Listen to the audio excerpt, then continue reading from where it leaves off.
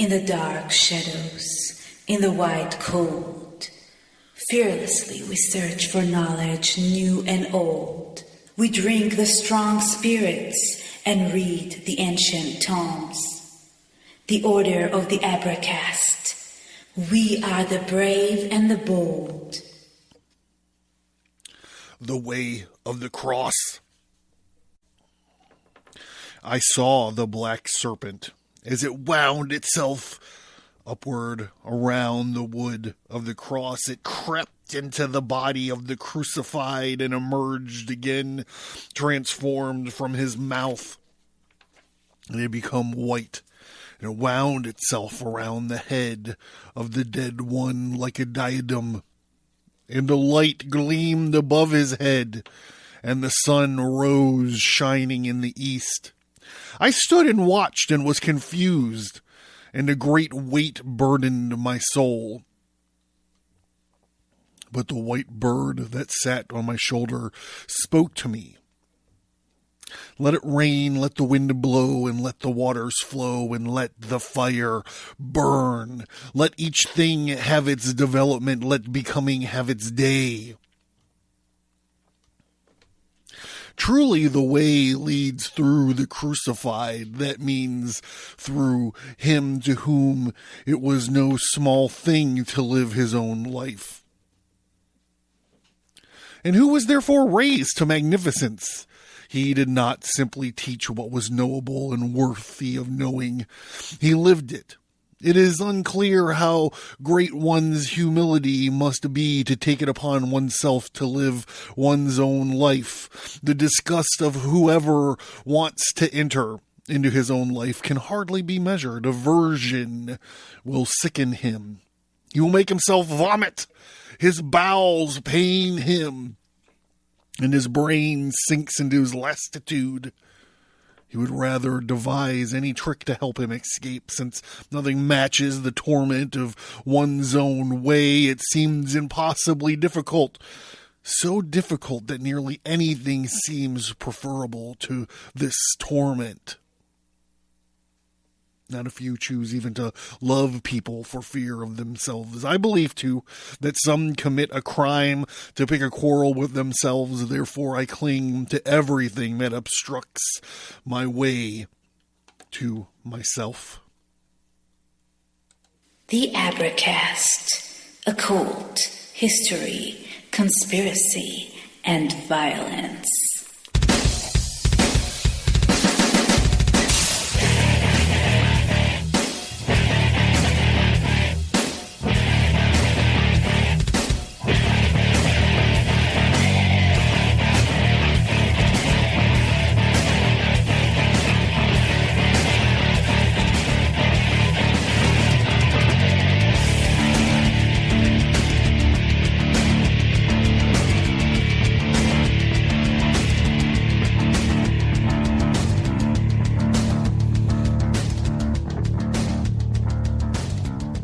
American, not American. I'm a spring-loaded sucker with an evil slant.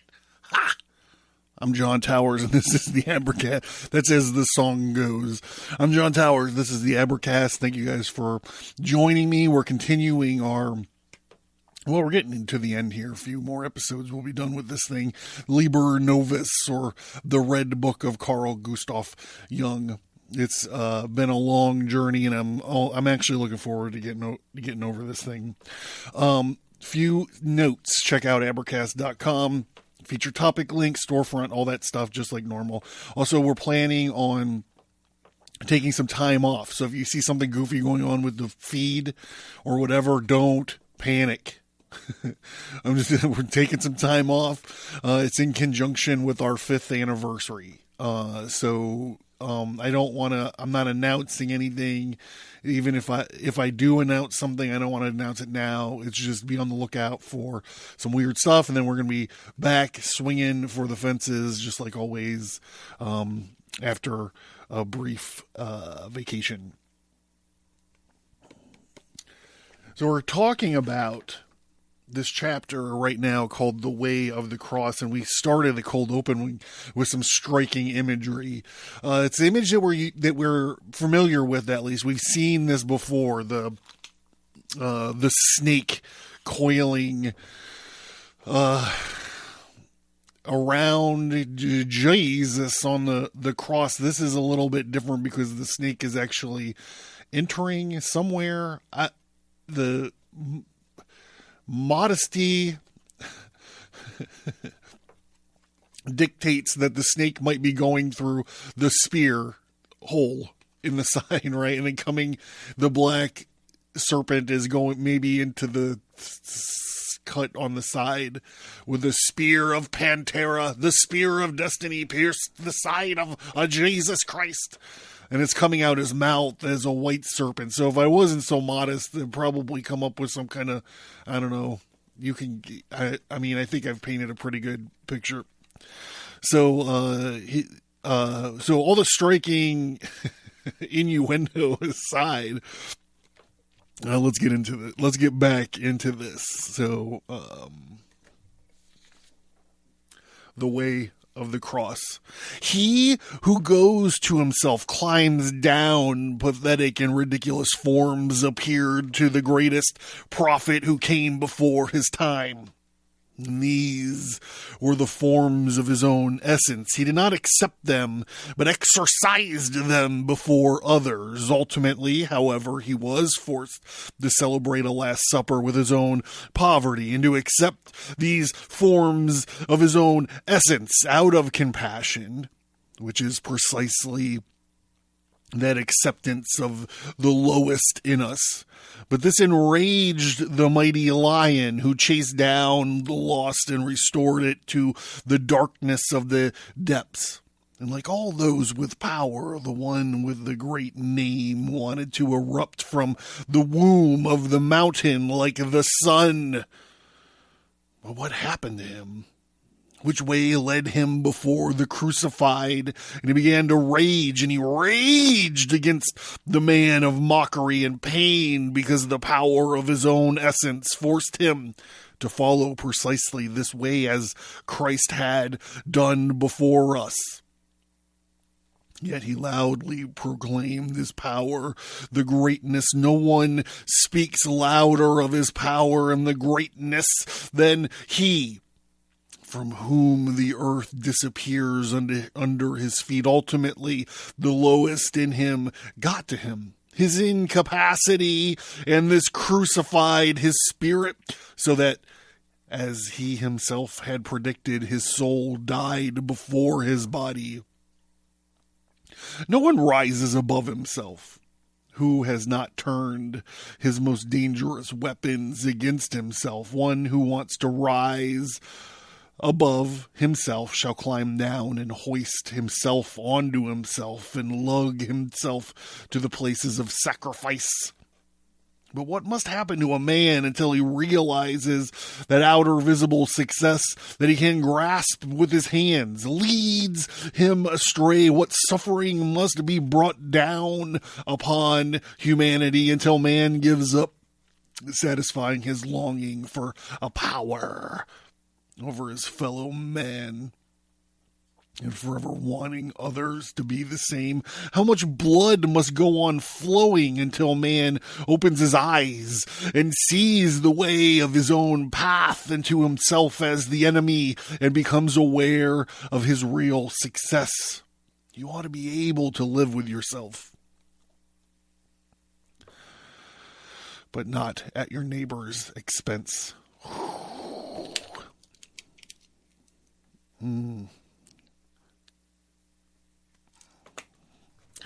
I wonder how Crowley read this.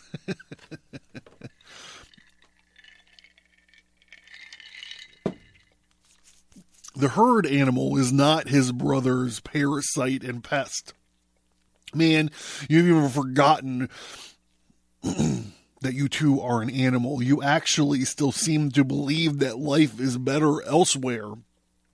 Woe unto you if your neighbor also thinks so, but you may be sure that he does.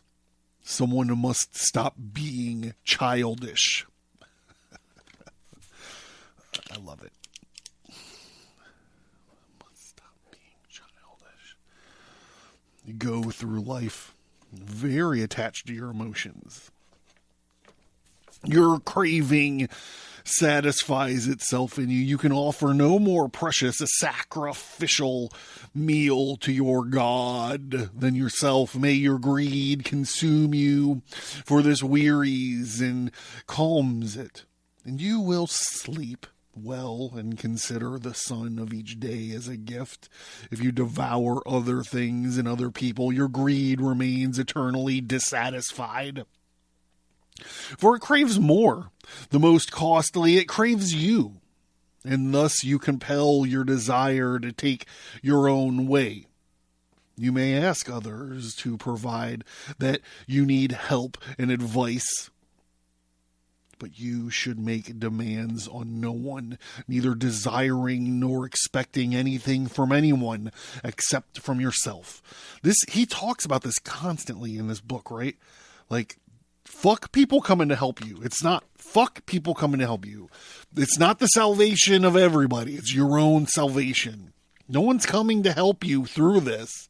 I love it, man. It's great. This shit, I've often said that I've found that this magic or the occult or whatever you want to call a text like this is some sort of, I don't know, philosophy or a religion of extreme personal responsibility. And here you go. This is one thing Carl Gustav Jung is telling you. Fuck people coming to help you. This is your spiritual crisis, brother. This is your moon card. No one's coming in to help you. But I digress. For your craving satisfies itself only within you. You are afraid of burning in your own fire. Many nonetheless prevent you from doing so. Neither anyone else's sympathy nor your more dangerous sympathy with yourself, since you should live and die with yourself. Sorry, I forgot to jot something down here.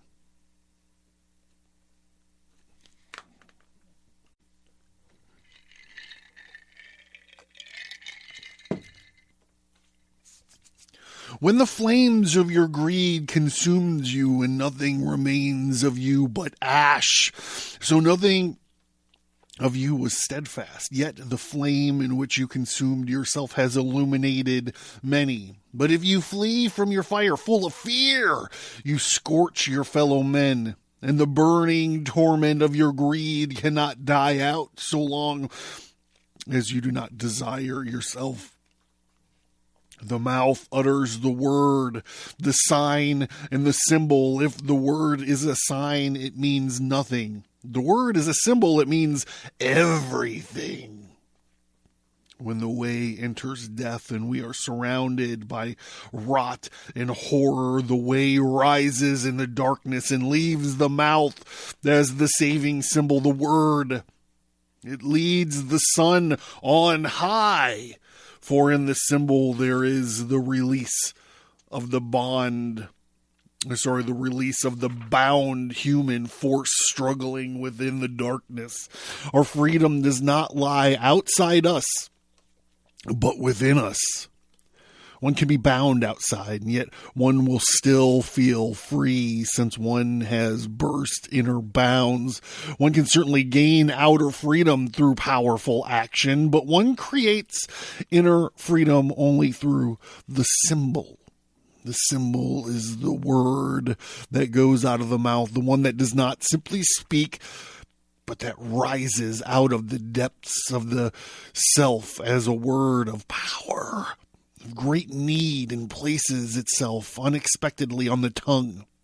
It is the astonishing and perhaps seemingly irrational word, but one recognizes it as a symbol since it is alien to the conscious mind.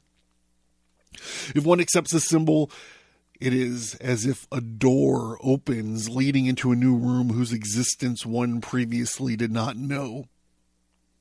But if one does not accept the symbol, it is not as if carelessly went past this door, and since this was the only door leading to the inner chamber, one must pass outside it into the street, again exposed to everything external.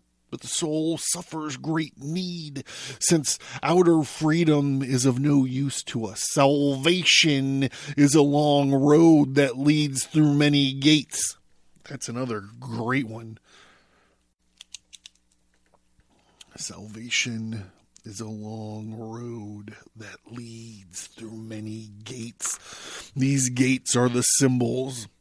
Each new gate is at first invisible. Indeed, it seems first that it must be created, for it exists only if one has dug up the spring's root, the symbol. To find the mandrake, one needs a black dog, since good and bad must always be united. First, if the symbol is to be created, the symbol can be neither thought up or found. Its becoming is like the becoming of human life in the womb. Pregnancy comes about through voluntary copulation. It goes on through willing attention, but the depths have conceived, and then the symbol grows out of itself and is born from the mind as benefits, as a god. But in the same way, mother would like to throw herself on the child like a monster and devour it again. Let me eat your little toes. Let me eat your little toes.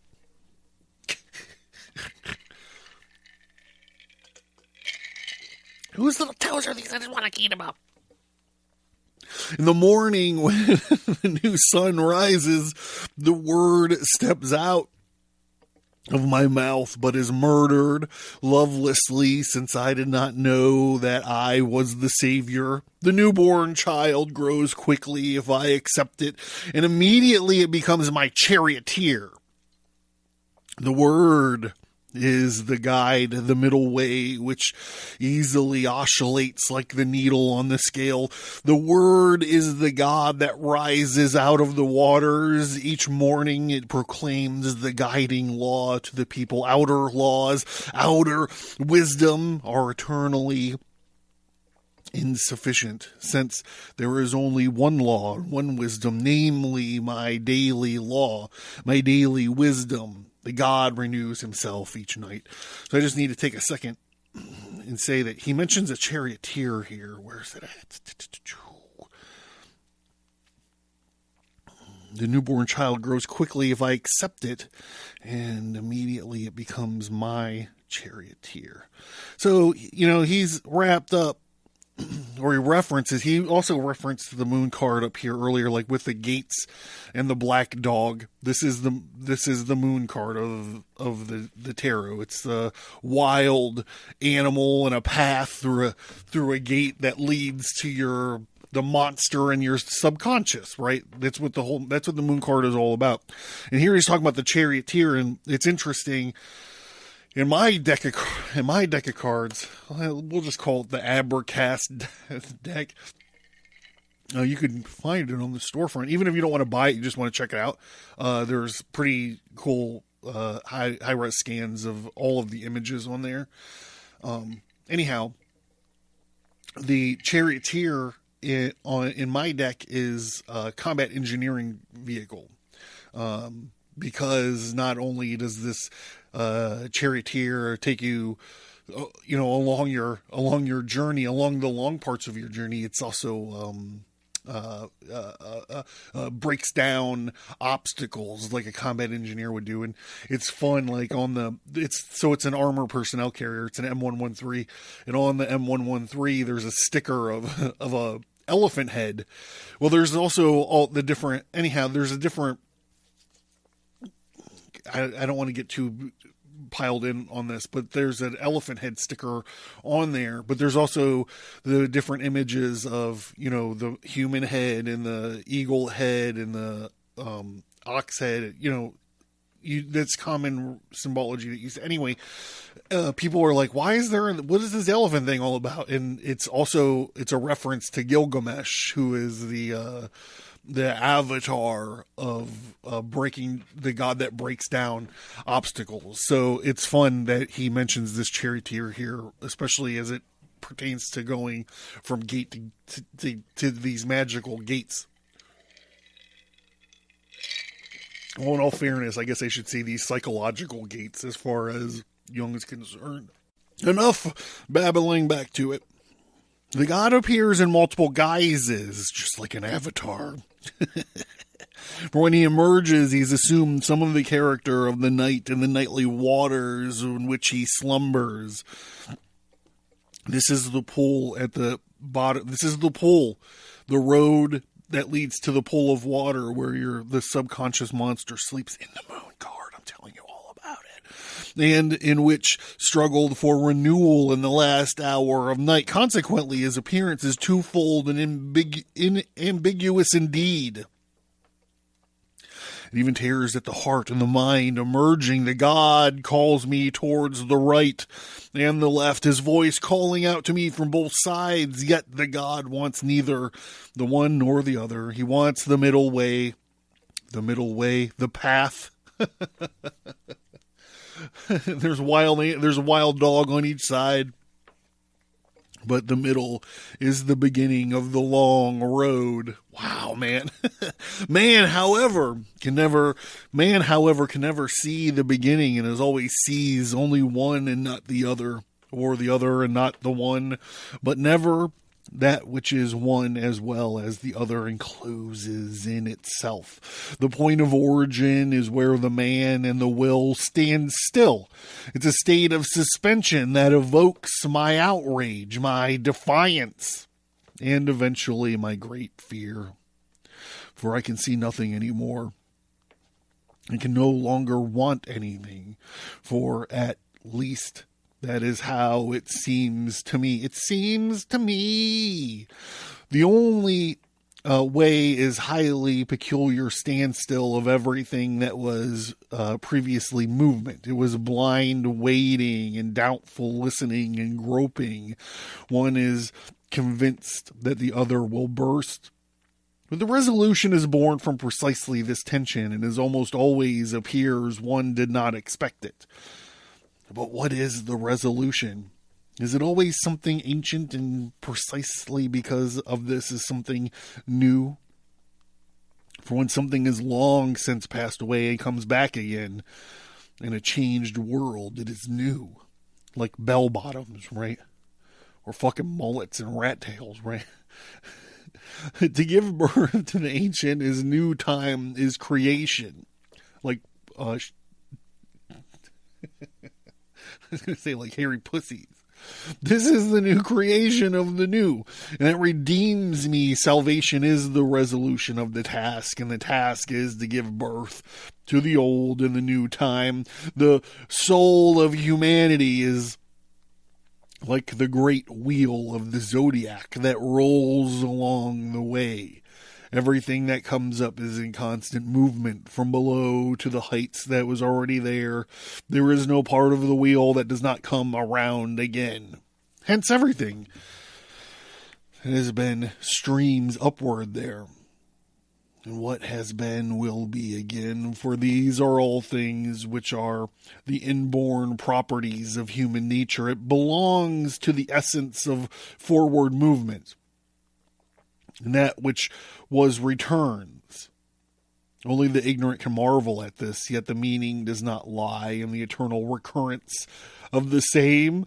When this manner is reoccurring creation at any given time. So I freaked out a little bit because I love it when he references Nietzsche. He references Nietzsche a couple times in this. And here, this eternal recurrence is fun.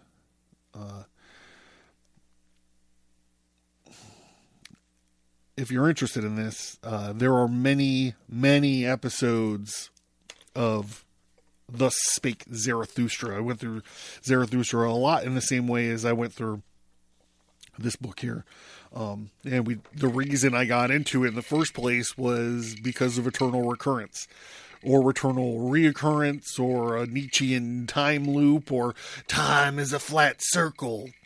So if you want to get into all that, check out the feature topic links. You can find a whole giant section on Nietzsche and Zarathustra.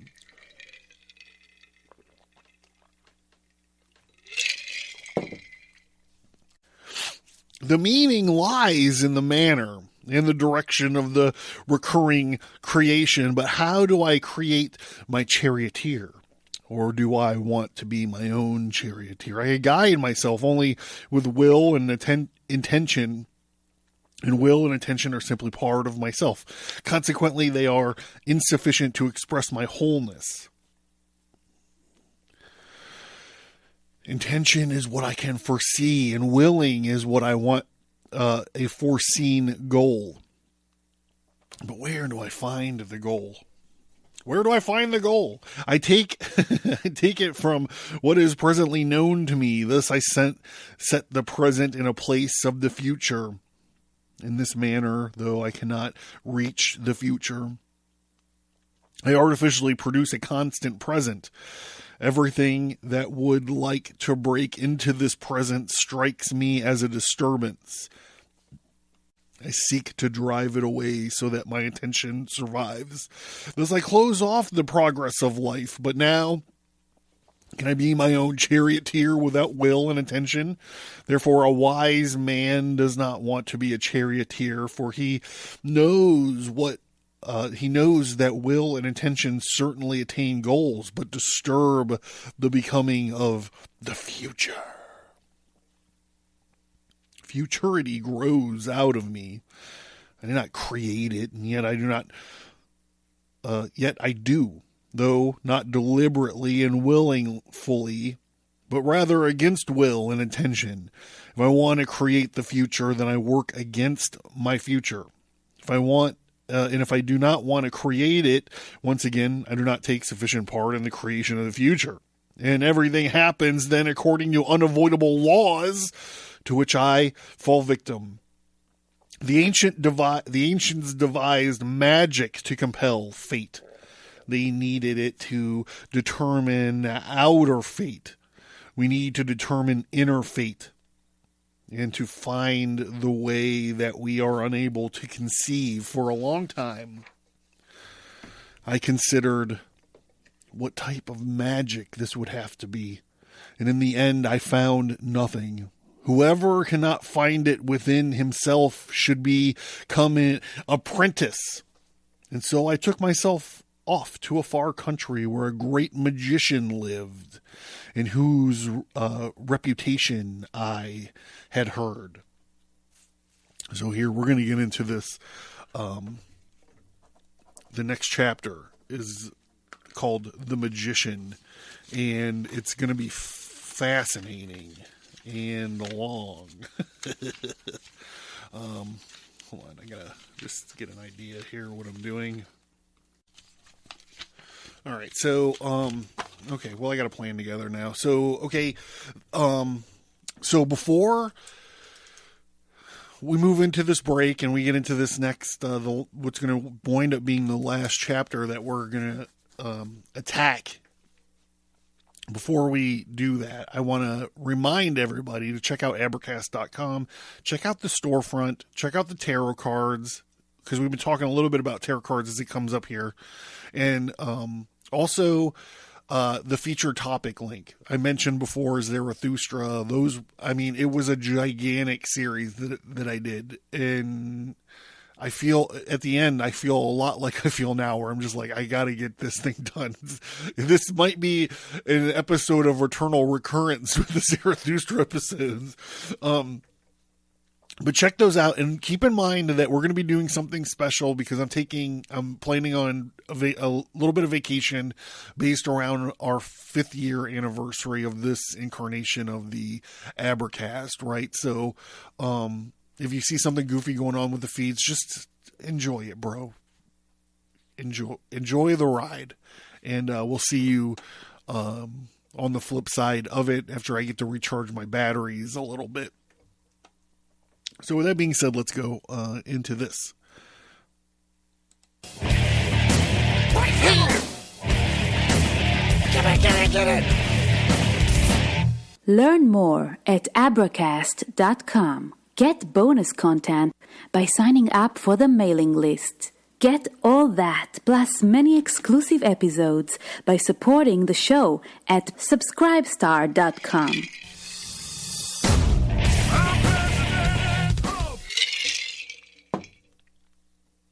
All right, join me as... This is not Carl Jung talking, by the way. This is John Towers from the Abracast. Join me as we're entering the last chapter that we're going to be covering from Liber Novus, Carl Jung's The Red Book.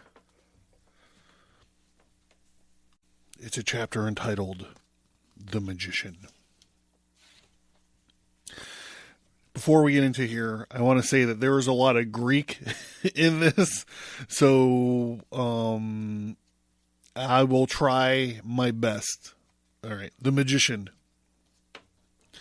After a long search, I found the small house in the country, fronted by a large bed of tulips, and this is where Philemon, the magician, lives with his wife Baucis,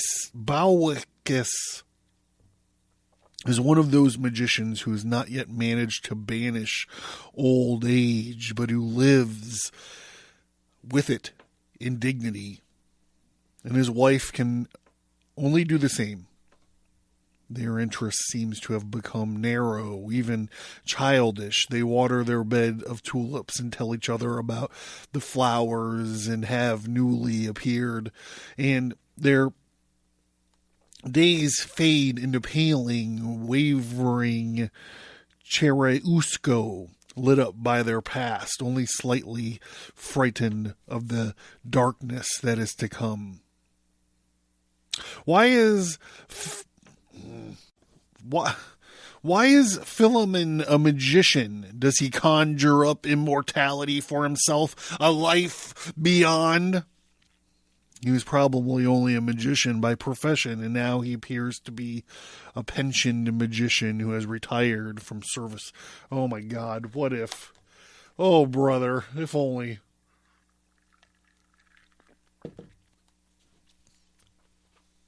His desirous and creative drive has expired, and now he enjoys his well-earned rest out of sheer incapacity, like every other old man who can do nothing else but plant tulips and water his little garden. Remember the metaphor of the garden from last episode.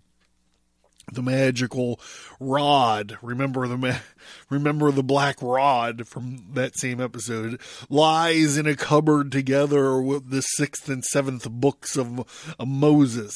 The wisdom of Hermes Trismegistus.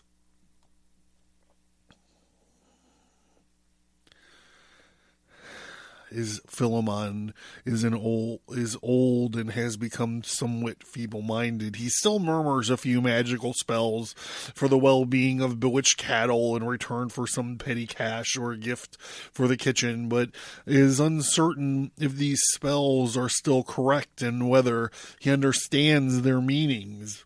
He's also clear that it hardly matters what he murmurs, as the cattle might also get well on their own.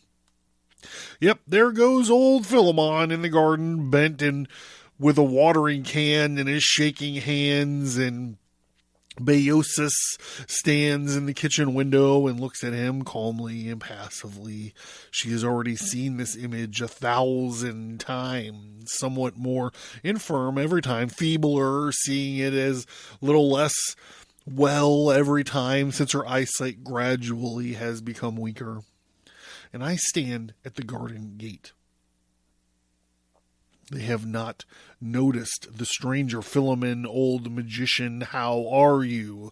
I call out to him. He does not hear me. Seeming to be stone deaf, I follow him and I take his arm. He turns to greet me awkwardly and trembling. He has a white beard and a thin white hair that is a wrinkled face. There appears to be something about his face. His eyes are gray and old. Something in them is strange. One would like to say alive. I am well, stranger, he says, but what are you doing here? And Carl Gustav Jung says, people tell me that you understand the black art. I am interested in that. Will you tell me about it? Why should I tell you about? Sorry, what should I tell you about? There is nothing to tell. Don't be ill-natured, old man. I want to learn. You are certainly more learned than I. What could I teach you? Do not be mean. I certainly don't intend to become your competitor. I'm just curious to know about what you are up to and what magic you are performing. Well, what do you want? In the past, I have helped people here and there who have been sick and disadvantaged. What exactly did you do? Well, I did quite simply with sympathy. Old man, the word sounds comical and ambiguous. How so? I don't do voices. But I'm stuck. I gotta commit to it, right? Oh my god, this chapter is so long. I'm gonna be fucking stuck with this old man voice. Alright, let's get to it. It could mean that you help people either by expressing compassion or by superstitious sympathetic means. Well, surely it would be both. And that all there was, and that's all there was to your magic. There was more. What was it? Tell me. That is none of your business. You are impertinent and meddlesome. Please don't take my curiosity badly. Recently, I heard something about magic that awakened my interest in this bygone practice, and then I came to you because I heard that you understand the black art. If magic were still taught today at university, it would have been studied it. I would have studied it there. But the last college of magic was closed long ago. Today, no professor knows anything anymore about magic. So do not be sensitive and miserly. But tell me a bit about your art. Surely you do not want to take your secrets with you to the grave, do you? Well, all you will do is laugh anyway, so why should I tell you anything? It would be better if everything were buried with me. It can always be rediscovered later. It will never be so lost to humanity since magic is reborn with each and every one of us. What do you mean? Do you believe that magic is really inborn in man? If I could, I would say yes, of course. It is. But you will find this laughable. No, this time I will not laugh because I've often wondered about the fact that all peoples, in all times, in all places have the same magical customs. As you can see, I've already thought along similar lines. Well, what do you make of magic? To put it plainly, nothing or very little. It appears to me that magic is one of the vain tools of men inferior to nature. I can detect no other tangible meaning in magic. Your professors probably also know just as much. Yes, but what do you know about it? I would prefer not to say. Don't be so secretive, old man. Otherwise, I must assume that you know no more than I do. Take it as you please. Your answer suggests that you are most definitely understand more about it than others. Comical fellow, how stubborn you are. But what I like about you is that your reason does not deter you. It's actually the case. Whenever I want to learn and understand something, I leave my so-called reason at home and give whatever it is I'm trying to understand the benefit of the doubt. I've learned this gradually because nowadays the world of science is so full of scary examples of the opposite. In which case you could do very well for yourself. I hope so. Now let us not stray from magic. Why are you so determined to learn more about magic if you claim that you have left your reason at home? For you would not consider consistency part of reason?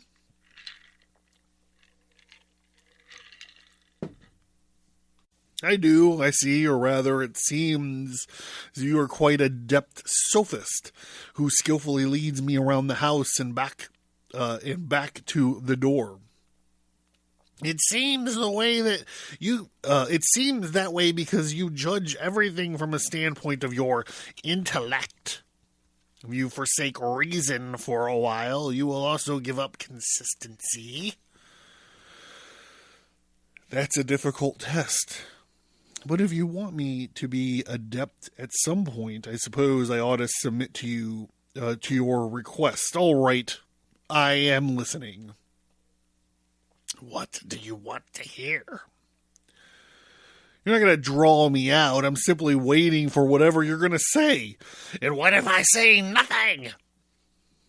Well, then I will withdraw somewhat embarrassed and think that Philemon is at very least a shrewd fox who definitely would have something to teach me. With this, my boy, you have learned something about magic. Well, I'll have to chew on this. I admit that this is somewhat surprising. I'd imagined magic as being somewhat different. Well, this shows you how little you understand about magic and how incorrect your notion of it is. Well, if this should be the case, or that's how it is, then I must confess that I have approached the problem completely incorrectly. I gather from what you are saying that these matters do not follow ordinary understandings. Nor does magic. You have not deterred me at all. On the contrary, I'm burning to hear even more. What I know up to now is essentially negative. With this, you have recognized a second main point. Above all, you must know that magic is the negative of what one can know. I imagine the old man with the gray hair is like tapping on his liver-spotted, wrinkled forehead. You know, like bad heel wrestlers, when they think they outsmarted you, they like point to their head, they point to their brain, they're like, I'm smarter than you, motherfucker.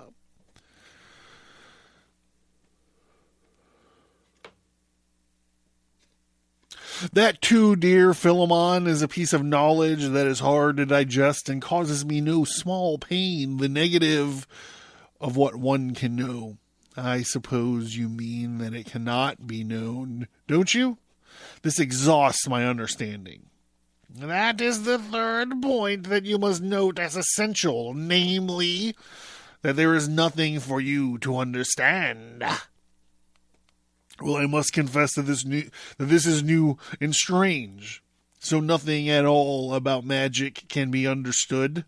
Exactly. Magic happens to be precisely everything that eludes comprehension. But then how the devil is one to teach and learn magic? Magic is neither to be taught nor learned. It's foolish that you want to learn magic. But then magic is nothing but, what, deception? Watch out! You have started reasoning again. It's difficult to exist without reason. And that is exactly how difficult magic is. Well, in this case, it's hard work. I conclude that this is an inescapable condition for the adept, and he completely unlearns his reason. I'm afraid that is what it amounts to. Ye gods, this is serious. No, not as serious as you think. Reason declines with old age, since it is essential counterpart of the drives, which are much more intense in youth than in old age. Have you ever seen young magicians?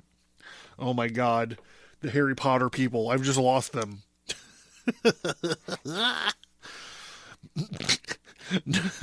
No, the magician is proverbially old. So this is remember, Jung is dealing with archetypes, like this fool and this magician and all of this, the magician archetype or the wizard. It would be probably better to say the wizard archetype is like Gandalf or what's the fucking guy from the Dumbledores? It's the wizened old man with the rod. Okay, so like maybe even like the visual of like the hermit in the classical tarot cards.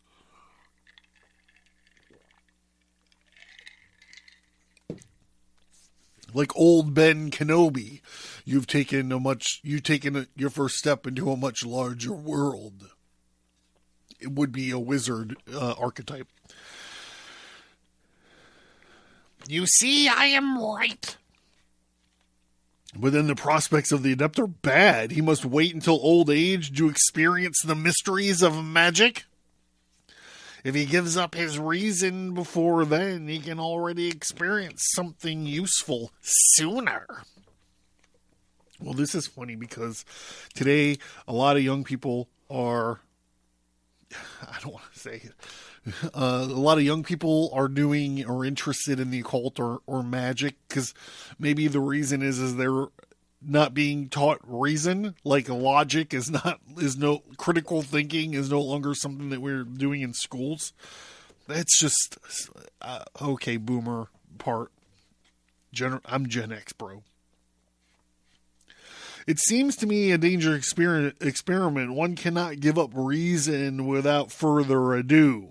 Nor can one simply become a magician.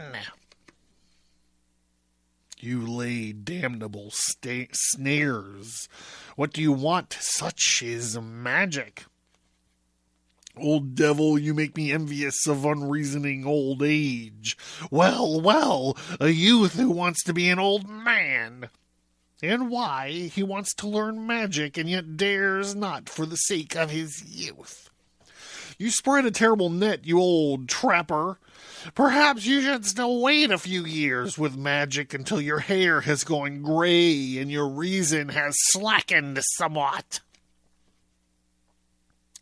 I do not want to listen to your scorn. Stupidly enough, I got caught up in your yarn and I can't make any sense of you. But stupidly, you would perhaps be progress on the way to magic. Incidentally, what on earth do you tend to achieve with your magic? I am alive, as you see. Other old men are too. Yes, but have you seen how? Well, admittedly, it was not a pleasant sight. Incidentally, time has left its mark on you too. I know. So, what gives you the advantage? It doesn't exactly meet the eye. What kind of advantage doesn't meet this eye? I call that magic. You're moving in a vicious circle and may the devil get the better of you. Philemon says. Well, that is another advantage of magic. Not even the devil gets the better of me. You're beginning to understand magic. So I must assume that you have a good aptitude for it. I thank you, Philemon. That is enough. I feel dizzy goodbye. I leave this small garden and I walk down the street and people are standing around in groups and glancing at me furtively. I hear them whispering behind my back, "Look, there he goes, old Philemon's student." He spoke a long time with the old man, and he's learned something. He knows the mysteries. If only I could do what he is able to do now. Be quiet, you damnable fools. I want to call out to them, but I cannot, since I do not know whether I have actually learned anything, but because I remain silent. They are even more convinced that I have received the black art from Philemon.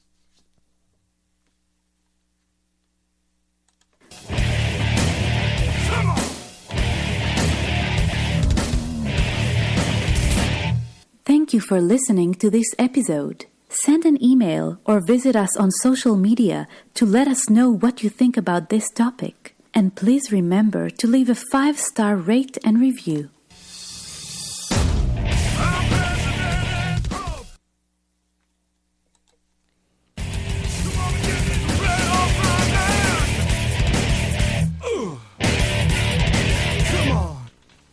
If you're considering supporting the show on Subscribestar, let me tell you a little bit about what's going on over there. The degree of the Red Archive, which is the $1 a month. You get access to some bonus audio, but there's also 50 plus hours of archived episodes. These are older episodes.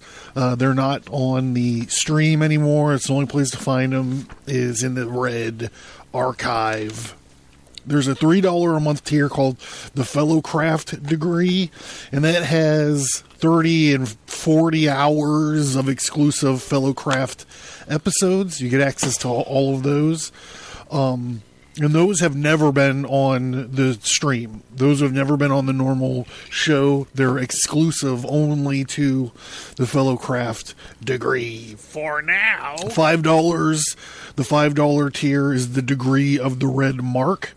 And so for $5, you get the archived episodes, you get the Fellowcraft episodes, and then you are able to get some swag, bookmarks, temporary tattoos, exclusive tarot cards, all different kinds of stuff coming out every once in a while.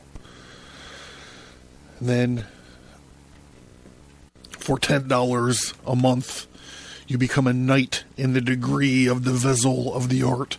So the Vessel of the Art degree, you get the archived episodes, the exclusive episodes, the swag, and then you get like the keystone of all swag. You get your very own Vessel of the Art, which is a full-size, fully glass mason jar with the Abracast sigil logo on it. So if you're considering helping out and supporting the show, that's where you do it, and that's what you get. If you look around on Abracast.com, you can also find a PayPal donate button. So if you don't want a monthly thing, another monthly thing to take care of, but you're like, hey, Towers is a good guy. I want to buy him a drink. You shoot me, not a coffee. I don't drink that shit, But you could PayPal me some money. All of your help is appreciated.